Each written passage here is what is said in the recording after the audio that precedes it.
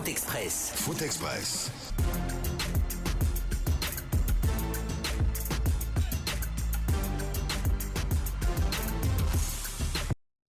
Retour en studio pour cette seconde partie de votre émission Foot Express avec toute l'équipe complète. Ibrahima Souri, Diaby Véron, Mohamed Souma et Bailo Diallo également qui nous tient compagnie jusqu'aux portes de 18h. Le temps pour la rédaction politique de cuisiner le bulletin de santé de la Guinée, de l'Afrique et du reste du monde qui va confier sa voix à Ousmane Tounkara. Ça sera donc aux environs de 18h. Nous, on a encore près d'une heure à grappiller ensemble pour vous aider à mieux comprendre l'actualité du côté donc de la Turquie. Si tout va bien, nous allons prendre la direction d'Antalya pour joindre notre confrère du site spécialisé guinéfoot.info, Mohamed Lamine Touré, puisqu'une réunion était prévue à 15h entre les membres du staff technique de Sili National et les joueurs eux-mêmes, les principaux concernés. Quelles sont les conclusions de cette réunion? Le match contre le Kosovo prévu demain mardi, va-t-il se tenir? Le dernier match également, va-t-il se jouer? Le Sili va-t-il reprendre les entraînements cet après-midi? Nous allons en savoir davantage avec Mohamed Lamine Touré. On parlera également de la montée en Ligue 1 du Milo FC de Cancan. Oui, quelle est la recette de Gaucher? Il est donc l'entraîneur du Milo FC de Cancan. Il faut rappeler que le Milo est un véritable vivier, un véritable laboratoire de talent qui a produit un nombre important de footballeurs, qui a alimenté les clubs de Ligue 1 et de Ligue 2 également en joueur. Nous l'aurons en direct de cette émission Foot Express. Aboubakar Kamisoko, lui également, va se faire entendre dans cette émission. Il est le porte-parole du collectif des clubs de division nationale qui montent au créneau et qui demandent leur réintégration comme membre statutaire de la Fédération guinéenne de football. Pourquoi avoir attendu 4 ans pour se faire entendre, pour se faire voir? Aboubakar Kamisoko se prêtera à nos questions dans cette émission Foot Express pour votre grand plaisir, mesdames et messieurs. Mohamed Souma, on était en train de parler du Sili. Les 2 prochains matchs, ça sera contre le Kosovo et également ça sera contre le Kosovo. D'ailleurs, demain, mardi, reste à savoir si cette rencontre va se tenir, Mohamed. En tout cas, on espère que la rencontre va se jouer. Parce qu'après, les gens oublient aussi que ce soit des matchs amicaux ou des compétitions. Ça fait partie du jeu pour surtout grimper dans le classement FIFA. Il y a la Copa qui va bientôt commencer, l'Euro 2021. Donc, la zone Afrique aura la CAN et ces matchs amicaux. C'est très intéressant pour monter en rang. Bien, nous allons partir du côté d'Antalya. C'est en Turquie où nous attend Mohamed Lamine Touré du site spécialisé guinéfoot.info. Mohamed Lamine Touré, bonsoir, bonne arrivée. Bonsoir Paul, bonsoir à Mohamed et bonsoir à tous. Comment se passe le séjour dans le pays d'Erdogan? Très bien, ça va, avec un peu de fraîcheur, parfois le soleil, donc on alterne. D'accord. On ne vous a pas déguerpi de l'hôtel? Non, je suis dans mon hôtel. Ah, d'accord, content de l'apprendre. Alors, vous nous apprenez le Sili National qui risque de boycotter les 2 derniers matchs de cette fenêtre FIFA du côté donc de la Turquie. Alors, dites-nous, qu'est-ce qui se passe? Il y avait une réunion qui était prévue à 15h. Est-ce qu'elle a eu lieu et quelles en sont les conclusions? Oui, Paul Fatah Tongara, encore une fois de plus, merci de l'opportunité. Il faut dire qu'au sortir de la défaite par la Guinée face au Togo, c'était ce samedi donc ici à Antalya sur le score de 2-0. On a été surpris ce matin d'apprendre à l'hôtel des joueurs que ces derniers réclameraient leur prime de regroupement et les primes de match. D'abord, il faut revenir un peu sur la genèse de ce problème. D'abord, on a approché le département, les représentants du département ici qui nous ont dit si aujourd'hui les joueurs parlent ainsi, c'est parce qu'il y a eu un déficit de communication, notamment avec la fédération guinéenne de football, d'autant plus que vous savez qu'il y avait eu un arrêté conjoint qui avait été signé récemment, l'arrêté dans lequel tout le monde était désormais informé pour les différentes primes qui doivent percevoir les différents joueurs dans les différentes catégories des sélections nationales. Et voilà, pour ce qui est de ce cas précis, la prime de sélection de bord, c'est $2 000 et la prime de déplacement ici à Antalya Sport, à Antalya, c'est $2 000. Donc les 2 primes combinées font $4 000. Sauf que les joueurs demandent plus. Selon les joueurs, il y a non seulement la prime de sélection, il y a la prime de déplacement, mais aussi il y a la prime au sorti des 4 matchs amicaux. Donc ce qui fait dire, si vous calculez, vous faites la somme, les joueurs réclament au total $10 000 et ce qui n'était pas du tout, c'était complètement en désaccord avec donc le département des sports qui est arrivé ici hier, représenté par Keita, qui est arrivé hier avec l'argent, et ce matin, qui devait payer les uns et les autres. Mais à leur grande surprise, les joueurs ont opposé leur diète et ils ont dit, tant qu'ils ne sont pas payés, non seulement ils ne vont pas reprendre les matchs, ils vont pas reprendre la séance d'entraînement, la séance qui est prévue demain, mais aussi ils ne vont pas jouer le deuxième match de Kosovo. Et même, figurez-vous, pour le Fatih Tonkara, même pour faire les tests Covid, vous savez, à 2 jours de chaque match, les joueurs font des tests Covid pour prendre la température des uns et des autres.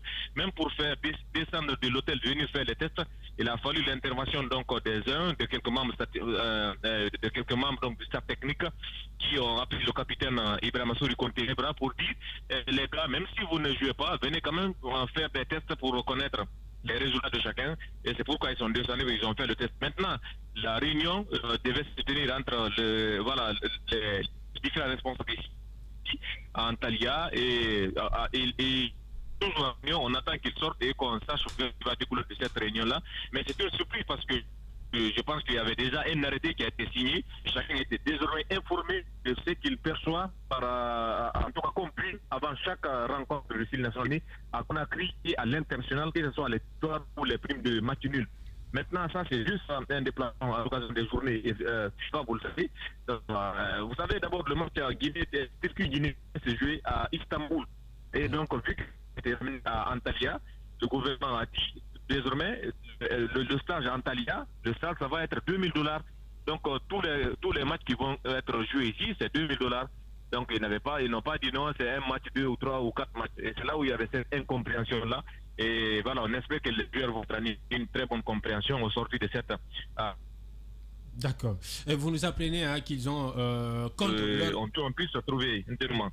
Vous nous apprenez qu'ils ont, contre leur gré, leur volonté, ils ont passé les tests coronavirus pour connaître leur statut. Et aujourd'hui, ils sont en entretien. Sont-ils en réunion, les joueurs et les quelques membres du staff technique? Oui, on est à l'hôtel, on attend, mais je pense que la réunion va découler, en tout cas, va se terminer sur une bonne note. À l'allure où les choses, là, je pense qu'ils vont trouver une issue pour que les joueurs reprennent demain les séances d'entraînement et qu'ils jouent les 2 champions à venir au compte, en tout cas, de cette fenêtre FIFA. Mais il faut dire que pour le Fatih Tonkara, je pense que si le ministère, l'arrêté est déjà signé, ça vient des 3 ministères, on l'attend, rappeler, la primature aussi, le président de la République, tout le monde, la qui doit être prise en compte, 40 sommes qui doivent être donc nous payer. Et si aujourd'hui on savait bien évidemment avant ces choses-là, je ne sais pas si les joueurs, le papier, s'ils s'en servaient pour lire le contenu, je ne sais pas, mais quand même, tous les responsables que nous avons approchés ici nous ont dit, au sortir de cette défaite contre le Togo, on ne pensait pas que les joueurs allaient sortir pour dire non, désormais, on réclame les primes. Alors c'est là qu'ils réclament même la prime de défaite. Parce que hier, et tel n'est pas, si tel est le cas, mais je ne sais pas comment on va. Pourquoi? C'est pour cela, moi, j'avance la thèse de la mauvaise foi. Parce que au Marrakech, par exemple, ils ont réclamé les primes des 3 matchs amicaux que nous avons, sommes tous perdus du côté de Marrakech, mais par la bonne foi de l'État guinéen qui a accepté de ne pas polluer l'atmosphère de l'équipe nationale parce qu'on partait à la Coupe d'Afrique des Nations. On a accepté de payer les primes des 3 matchs amicaux. Au Marrakech. Justement, $9,000 par jour. Voilà. $9,000 par jour. Au Marrakech, c'était 2000. Voilà. C'était $3,000 qu'on a payé, $3,000 pour les 3 matchs. Justement, oui. Ouais. Et il faut dire que l'arrêté conjoint a été signé en 2020, après au sortir de cette humiliation subie par la Guinée en Égypte. Au mois de mars 2020, pour être beaucoup plus complet dans les détails.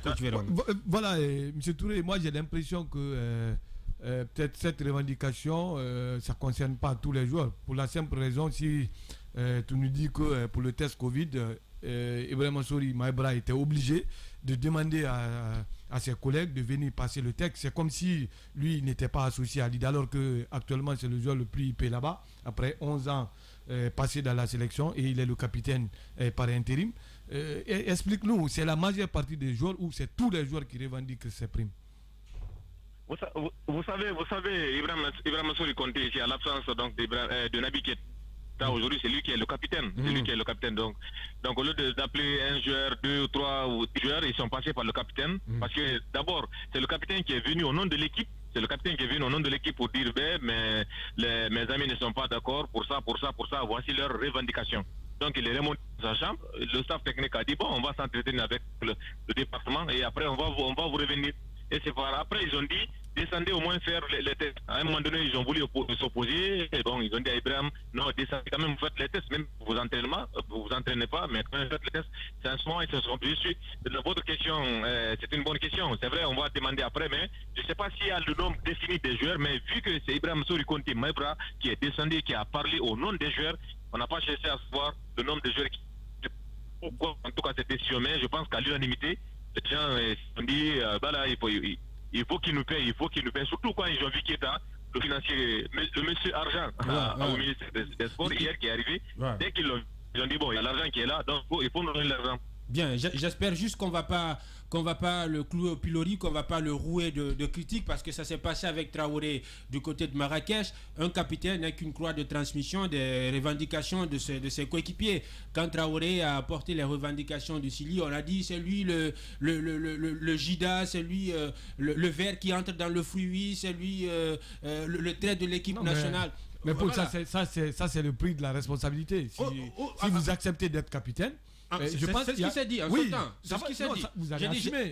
Vous allez assumer en tant que capitaine. J'ai dit, j'espère. Vous portez la voix, mais ce qui est important. Après ce qui s'est passé, je voudrais aussi demander à Mohamed Lamine. Est-ce que quand le monsieur Argent du ministère des Sports est arrivé en Turquie, il avait demandé à ses joueurs de venir prendre les primes, les joueurs ils ont refusé, ou bien ils ont accepté de venir prendre ce qui était réellement... Les $4,000, est-ce qu'ils ont perçu, est-ce qu'ils ont accepté de prendre les $4,000? Ils ont accepté ou ils ont dit qu'il fallait compléter à $9,000. À 10 000. 10 000, exactement, oui. Non, je comprends. Dans un premier temps, c'était juste $2,000 qui est prévu. $2,000, ils ont dit, ça c'est la prime qui doit être versée à chaque joueur. C'est là où ils ont Mohamed Lamine Touré du site spécialisé Guinéfoot.info. Il est là, hein? Oui. Mohamed Lamine Touré, vous êtes là? Oui, vous êtes là, vous êtes en direct. Je disais tantôt, je dis, à premier temps, c'était $2,000 qui étaient prévus par le département pour payer les gens, mais c'est par après, quand les joueurs ont posé leur net, ils se sont dit, eh bien, on va payer pour le déplacement, les primes pour le déplacement, pour le déplacement, mais les $4,000, je pense que c'est sûrement dans ce là qui vont payer, le département a accepté de payer les $4,000, les primes de tous les 4 matchs amicaux. C'est pourquoi on dit qu'on attend encore de savoir, en tout cas, à l'issue de cette réunion, on est là, on attend pour savoir si oui ou non, les joueurs ont accepté les $4,000 ou bien ils n'ont pas accepté, ils restent sur... Bien. Mohamed Lamine Touré, vous allez nous revenir pour nous donner les conclusions de cette réunion qui a lieu à l'instant même du côté d'Antalya entre l'équipe nationale et les quelques responsables, quelques membres du staff technique du Sili national. D'ici à la fin de cette émission, on verra bien si les choses ont évolué sous les cieux d'Antalya, si le match de demain prévu contre le Kosovo va bien se tenir. J'aimerais te poser une question. Pour toi, si on joue le match de demain, la Guinée peut-il gagner ce match? C'est possible? Non, le moral est déjà dans les sochettes là. Voilà, je voulais demander. Le moral est déjà. C'est compliqué, c'est compliqué. Je voulais demander à Mohamed Lamine. Déjà contre le Togo, on avait la tête ailleurs. Voilà. Exactement. Et maintenant que on vous dit que les primes des 4 matchs ne vont pas être payées. Imaginez bien le moral, on va lever le pied pour les 2 autres matchs qui vont suivre. Ça va être compliqué. Ouais. Même si demain vous avez un match, ce soir dans les conditions normales, vous devrez passer à la mise en place, en tout cas faire quelques exercices, quelques entraînements. Cela n'est pas fait. Est-ce que ces joueurs-là ont accepté individuellement même d'aller s'entraîner un peu? Et tout ça, ça reste compliqué. Et je pense qu'on doit pouvoir arranger cette affaire définitivement. Ça doit être une opportunité pour le ministère des Sports, pour pouvoir, en tout cas, trouver la solution définitive à ce problème. Ah oui, complément d'info pour finir. Je pense que nous sommes dans un éternel recommencement. Ouais. À chaque fois, c'est les mêmes débats. On oublie le vrai sujet. Quand on promet tout et qu'on fait le contraire, Et qu'on fait le contraire, je pense qu'on Qui a promis quoi?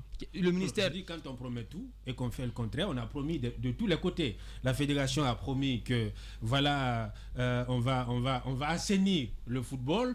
Après, le département également a fait ses promesses. Les joueurs également ont fait leurs promesses. Les staffs techniques, chacun a promis. Maintenant, on a promis, on est en train de faire le contraire. On crée les conditions de Je pense qu'il n'y a pas eu assez de communication. Là, Mme Touré nous explique quelque chose. Si le ministère écrit et publie un communiqué, il faut associer la fédération, il faut discuter, il faut aussi prendre un représentant de l'équipe. Je veux parler d'un capitaine ou d'un cadre. Vous asseyez, vous parlez, lui va aller faire passer l'information. Et je pense que, et j'en suis conscient, qu'aujourd'hui, là, si vous prenez l'équipe du Chili, il y a un groupe WhatsApp, quelque chose comme ça, où chaque fois ils sont en communication, les joueurs.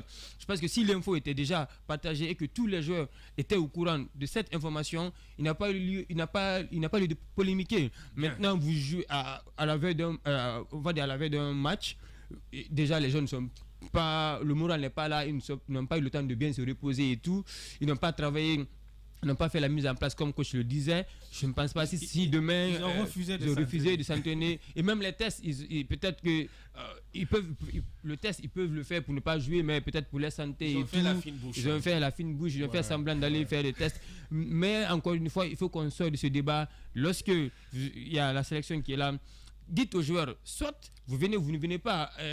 Peut-être que je vais revenir sur c'est apprendre ou à laisser. Merci. C'est apprendre ou à laisser. C'est justement ce discours-là, apprendre ou à laisser, c'est justement ce discours-là qu'il faut tout de suite dénoncer.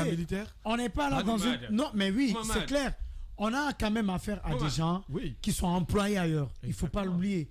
La priorité pour un joueur, on n'a pas les mêmes moyens, on n'a pas les mêmes moyens. Paul, mais tu pourras jamais comprendre ce que je veux dire si tu me laisses pas terminer. C'est exactement ce que qu'ils sont en train de faire du côté du ministère des Sports. C'est exactement ce que tu es en train de faire maintenant en studio. Laisse-moi exprimer laisse-moi me dire ce que je pense. C'est justement ce discours-là, c'est apprendre ou à laisser qu'il faut éviter dans cet environnement du football. Vous avez affaire à des professionnels qui sont employés par des clubs. La priorité, je crois, dans la profession, je parle sous le contrôle d'un entraîneur, c'est son club. C'est avec le club qu'il a signé un contrat. En équipe nationale, c'est un contrat moral, mais ce n'est pas un contrat formel. Donc, il vient chez vous. Vous avez l'obligation de le mettre dans de meilleures conditions, dans un meilleur environnement. Qui n'a jamais été respecté. Oui, c'est le règlement intérieur. Après la CAN, on parlait de ce règlement intérieur où tous les joueurs vont signer. On n'a pas entendu parler de ça. C'est pas l'armée. On a même parlé de code de discipline. C'est pas l'armée. C'est pas une boutique quand même. C'est pas l'armée. C'est des gens qui sont employés ailleurs. Ils viennent pour un temps jouer au football. Ils vivent de ce métier-là. Lorsque vous devrez prendre une telle décision, je pense qu'il est sage d'associer non seulement la fédération, mais ne serait-ce que le capitaine ou les 2 ou les 3 capitaines de l'équipe nationale de l'époque. J'en viens. Pourquoi Maintenant, la peur bleue que j'ai, c'est sur la longue durée. Si on est en train de nous dire, ok, désormais, vous n'avez plus des primes pour des matchs amicaux, c'est à prendre ou à laisser, qu'est-ce que cela va entraîner? Des joueurs qui sont en forme, qui ont envie de venir, mais sachant qu'il n'y a pas de prime pour les matchs amicaux, quand ils seront appelés, ils vous diront j'ai pas envie de venir, ou alors le club ne veut pas me laisser venir. Apprendre ou à laisser. Mais n'oubliez pas également, ils sont libres aussi de le dire. Il y a une prime aussi de $2000 de convocation et de déplacement. $2000 Bailo. Certes, c'est beaucoup, ça fait 20 millions de francs guinéens. C'est beaucoup. Prenons l'exemple, à tout hasard, je vais citer des noms. Prenez Madi par exemple. Prenez Nabi Keita. Prenez Diawara. $2000, ça lui fait quoi par rapport au temps qu'il va passer avec les encadreurs de son club? D'ailleurs, il y a des joueurs que le club ne veut pas laisser venir parce qu'on connaît le problème qu'il y a dans les sélections africaines en ces temps de coronavirus. Donc, si vous leur dites $2000, c'est beaucoup, ils disent ok, nous restons en club. Mais est-ce que vous aurez maintenant de la qualité dans votre effectif pour avoir des points? Dire, faire l'arrêté conjoint, et informer les joueurs, informer la Fédération guinéenne de football, ça ne veut pas dire que ça a été accepté. Ça, c'est intéressant. Ça ne veut pas dire être au courant, être informé d'une situation et accepter la situation, c'est ça. Même si c'est un arrêté, on dit arrête. Bien. Donc, on doit quand même procéder à des échanges. Bien, on suivra de près l'évolution. J'ai juste envie de poser une question, Paul. Si par exemple, par rapport à cette affaire de prime, des joueurs que, par exemple, je viens de citer des joueurs, c'est-à-dire phares de l'équipe nationale, se disaient, ok, on n'a pas de prime de matchs amicaux, de toutes les façons, les matchs amicaux, d'autres joueurs peuvent les jouer, c'est à prendre ou à laisser, quand vous aurez besoin de moi, vous m'appelez pour la CAN. Est-ce qu'on serait prêt à accepter cela mentalement? C'est-à-dire des gens qui vont jouer spécialement des matchs amicaux, d'autres vont rester dans leur club, à l'approche de la Coupe d'Afrique des Nations, d'autres aussi viendront jouer cette compétition. Ça sera à prendre ou à laisser?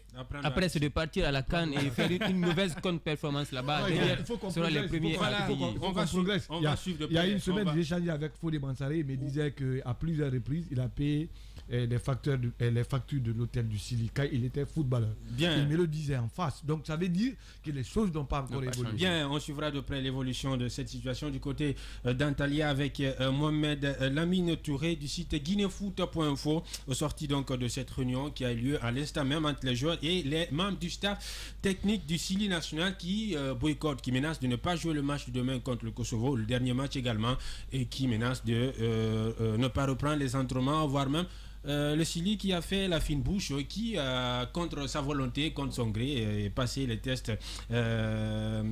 coronavirus. On en parle d'ici à la fin de cette émission avec Mohamed Lamine Touré. On va rester au pays pour parler de ce collectif de clubs de division nationale qui sont montés au créneau. C'était cette semaine. Ils ont non seulement décrié les agissements de certains acteurs du football.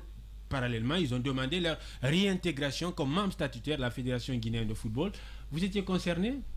Oui, je suis concerné. Vous avez signé la pétition? Pas du tout. Pourquoi? Parce que tout simplement, là où la décision a été prise, je n'y étais pas. Elle a été prise où? Bon, lors des réunions, de plusieurs rencontres où je n'étais pas invité. Et alors que je suis le premier responsable aujourd'hui de l'AS Matoto, je suis le signateur. Et c'est une très bonne démarche, déjà qui défend ma cause, qui défend la cause des clubs de la division nationale. Mais je ne peux pas me permettre quand même de poser ma signature sur une convention ou sur une décision dont je ne connais pas le contenu. Et ça, il faut faire beaucoup attention. Et aujourd'hui, moi je suis solidaire à cette décision, parce que si ces clubs de la division nationale... Je ne comprends pas, coach. Non, tu dois me comprendre. Non, vous n'avez pas signé la pétition, mais vous êtes solidaire à cette démarche. Exactement. Et je t'ai dit... ça ne paraît pas incohérent à vos yeux? Pas du tout. Je vous ai expliqué pourquoi je n'ai pas signé. Je pense que je suis un acteur majeur du football qui devrait être invité là où la décision a été prise. Si cela n'est pas fait, il n'y a pas de souci. Peut-être que je n'ai pas mon importance. Mais la décision... pour réintégrer ces clubs de la division nationale, il y a bien mon intérêt, l'intérêt de mon club. Et là, c'est là où je suis solidaire. Ça veut dire que je peux ne pas être présent, mais si la démarche elle est salutaire, il n'y a aucun souci. Je pense que c'est bien clair ce que je suis en train de dire.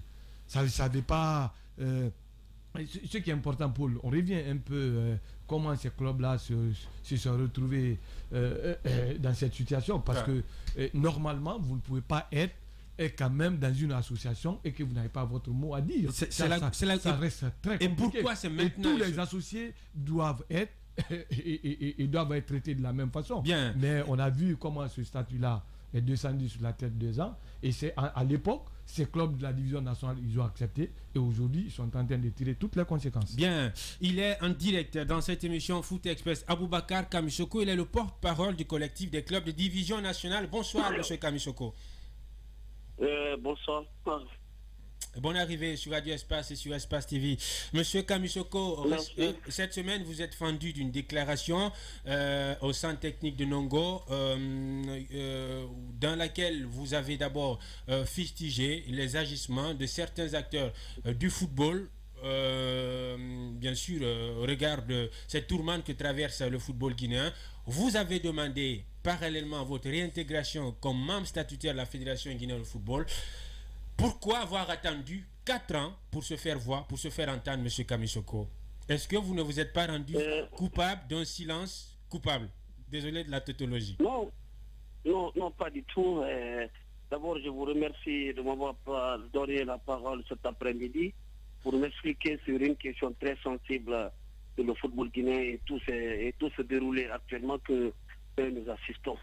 Vous savez, autant que moi, les conditions à laquelle on a assisté à la mise en place, à l'adoption, j'allais dire, à l'adoption de ce statut. À l'époque, on avait organisé une retraite à Kindia pour que nous puissions emboucher sur la même trompette. Et à la grande surprise d'âme, on s'est appuyé sur les esprits les plus faibles, ceux qui jouent du top au sein du football guinéen. On les a promis monts et merveilles. Nous sommes restés droits dans nos bottes. Les archives en font voir. Et je pense bien, vous étiez là, vous êtes un témoin oculaire de ces faits, jusqu'à ce que le représentant de la FIFA même m'a dit, c'est vous qui avez accepté que vous sortiez du football. Alors à l'époque, les promoteurs de ce statut nous ont fait croire que oui, en acceptant la réduction du nombre, voilà les nombres des membres statutaires, voilà les avantages. Mais ce que les gens oublient un tout petit peu, c'est pas parce que nous ne sommes plus des membres statutaires. Nous sommes des membres statutaires, mais sans droit de vote. Donc, nous sommes bel et bien des membres statutaires. Parce que même ceux qui sont aujourd'hui, ceux qui ont le droit de vote aujourd'hui, ils font l'amalgame. C'est-à-dire qu'ils pensent que ceux qui ne viennent pas à l'Assemblée, ils sont considérés out dans le football guinéen. Non, nous avons accepté de se faire sortir parce qu'à l'époque, quand des personnes, des rompus à la tâche que vous connaissez, qui ont duré dans le football guinéen, qui viennent vous parler d'un projet aussi sensible là où on disait les clubs allaient avoir 50 millions. Et voilà, vous avez accepté un peu de l'argent, c'est cela? Mais on nous a vendu, mais attends, le football tourne autour de l'argent. On nous a vendu du chimère. Quelqu'un qui a du mal à gagner 5 millions par an pour entretenir son club. Si vous le proposez 50 millions... Monsieur Kamissoko, c'est grave ce que vous dites. C'est comme si vous marchandez vos droits, là. C'est comme si vous marchandez vos droits. Mais non, attends, moi je ne discute pas du débat du football, mais vous connaissez mon état d'âme et ma probité. Oui. Je défends hier et aujourd'hui je continue à défendre. Vous avez droit à prendre part activement aux activités du football. Vous étiez membre statutaire, on est venu vous dire, voilà. Écoutez, il faut renoncer à ces droits-là, en contrepartie, nous on va vous donner 50 millions. Vous avez accepté de faire bon marché de vos droits, de les marchander tout simplement. Non, c'est comme ça qu'on comprend. Au-delà de ça, non. C'était même pas ça la cause essentielle. On a dit, vous pouvez venir entendre, c'est-à-dire que quand vous prenez l'exemple sur Batet, qui était en Ligue 1 hier, il a tous les droits y afférents, le droit de vote et tout ce qui s'ensuit. Et aujourd'hui, Batet se retrouve en National 1. Atletico, qui a joué le grand rôle dans le championnat, est où aujourd'hui? Donc voilà des exemples. Et les mêmes clubs aujourd'hui, à certains clubs qui étaient à notre niveau se retrouvent. Donc c'est une rotation du cycle. Donc les gens ont accepté. Je n'ai pas accepté à l'époque. Je me suis insurgé contre eux. Mais je me mets dedans aujourd'hui parce que cette souffrance, nous le subissons ensemble. Nous le subissons ensemble et je l'accepte d'emblée. Alors, si les gens sont revenus sur terre, et que voilà, ce qui se passe aujourd'hui, Kamissoko, tu avais raison. Vous savez, même les grands prophètes n'ont pas été compris à un moment donné de l'histoire de l'humanité. Donc après, on s'est rendu compte que oui, il faut revenir encore à la case de départ. Et nous avons observé de la plus belle des manières tout ce qui se passe.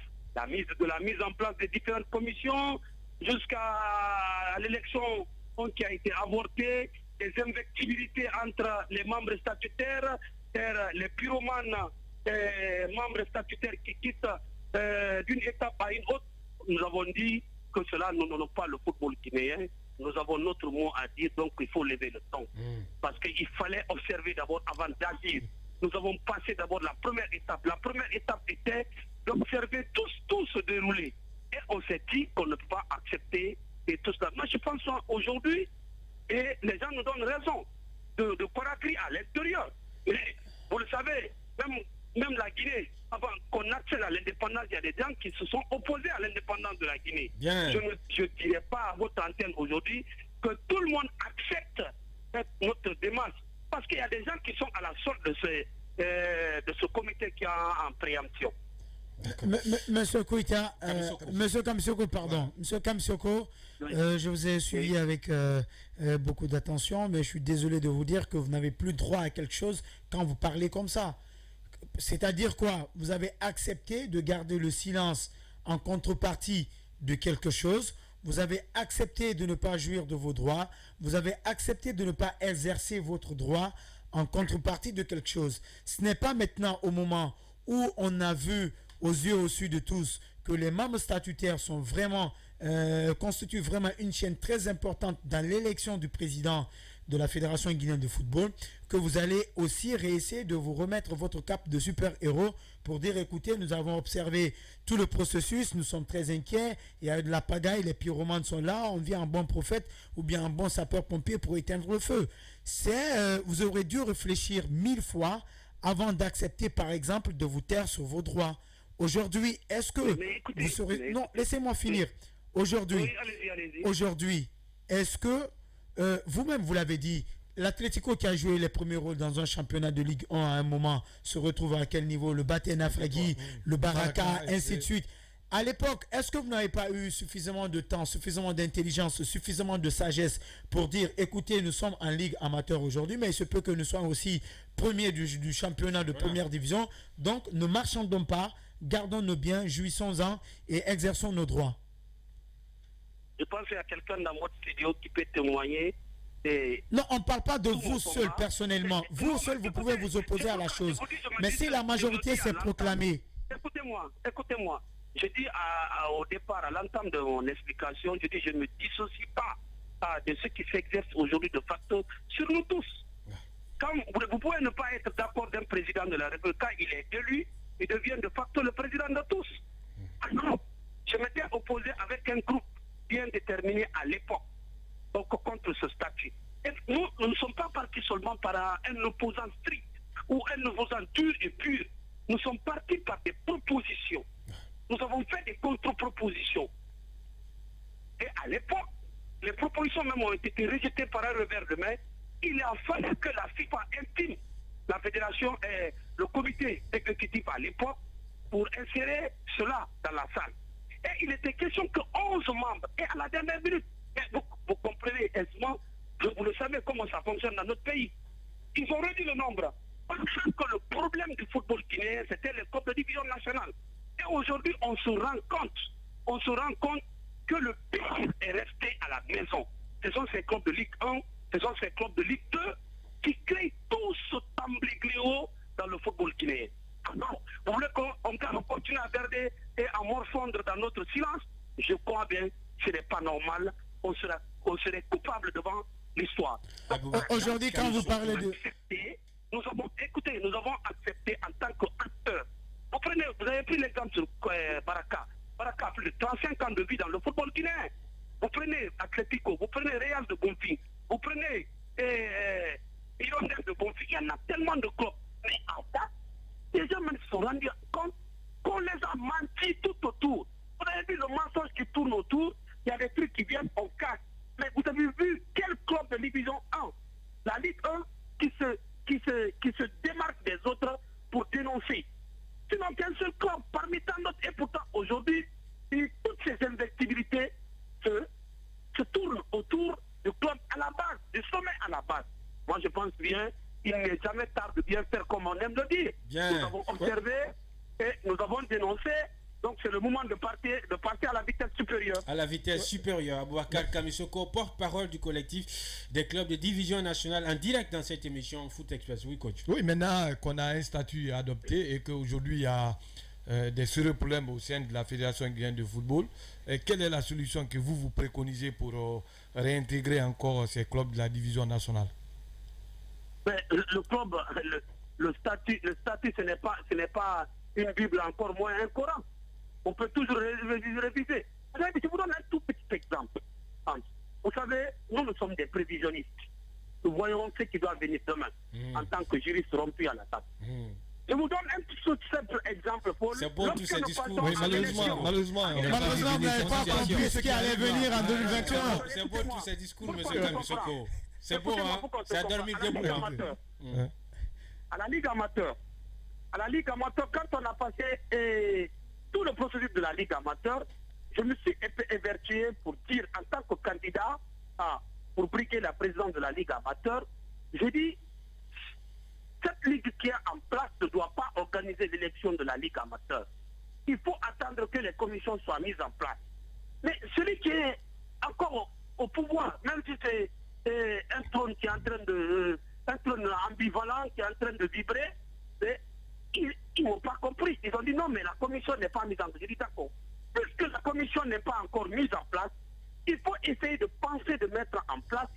élections rogatoires.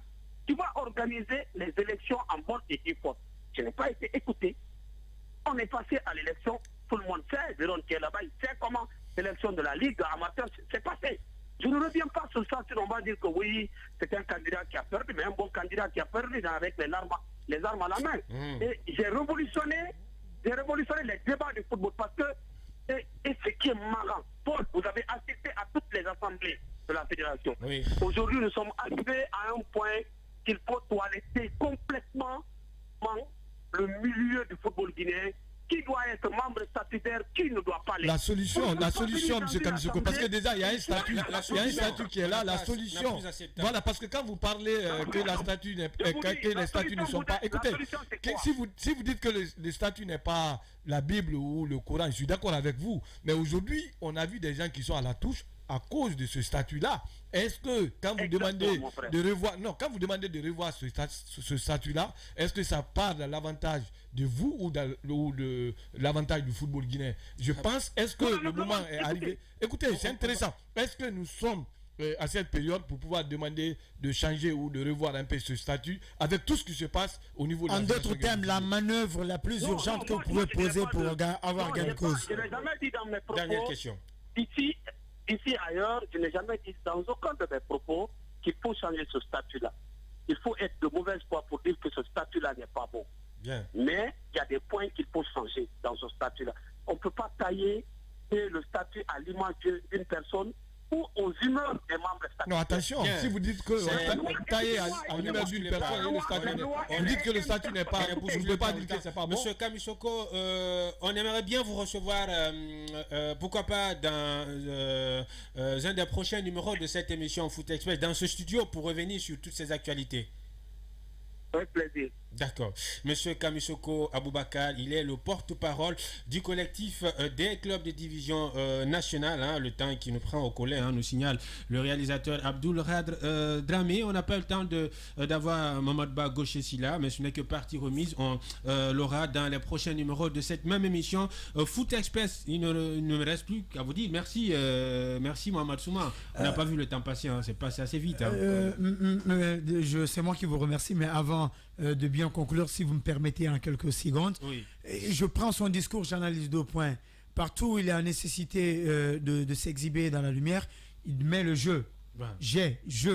Mais quand, par exemple, ça a été mal fait par le passé, nous avons accepté à l'époque. Nous. Je voudrais bien savoir maintenant au nom de qui Monsieur Kamisoko parle dorénavant et quelle est la solution la plus urgente, la manœuvre dont il dispose pour avoir gain de cause. Bien, on l'aura dans cette émission. Oui, pour conclure rapidement, moi je sais que j'ai à dire. À un moment donné, ils ont accepté de prendre quelque chose. Voilà. Durant 4 bonnes années, ils n'ont rien dit. Ouais. C'est pas maintenant qu'ils vont se lever et dire, je pense que tout ce qui arrive, est-ce qu'on ne peut pas dire que c'est bien fait pour eux? Bien. Toutes les parties prenantes du football ont réagi, ils ont donné leur mécontentement pour dire que chacun a son mot à dire. Les journalistes sportifs, les techniciens, les jeunes footballeurs, je vous attends pour votre revendication aussi. Bien. Voilà comment nous arrivons au terminus de cette nouvelle représentation de votre émission Foot Express. Merci à toutes et à tous de votre aimable attention, de votre aimable écoute également, vous, auditeurs de valeur et téléspectateurs de prestige. Je vous donne rendez-vous demain dans le Pilion des Mornings avec celui qui construit sa légende au présent, Lamine Girassi, et à la télé avec l'Ange de la Bonne Humeur pour une surenchère d'informations avec Bad. Merci à Abdourad Dramé, merci à Lamine Sidibé, côté télé, à Fauté également. Je vous donne rendez-vous demain, Inch'Allah, si le propriétaire des jours à venir et de tous ceux qui nous entourent le veut bien. Le 15 du lendemain. Foot Express.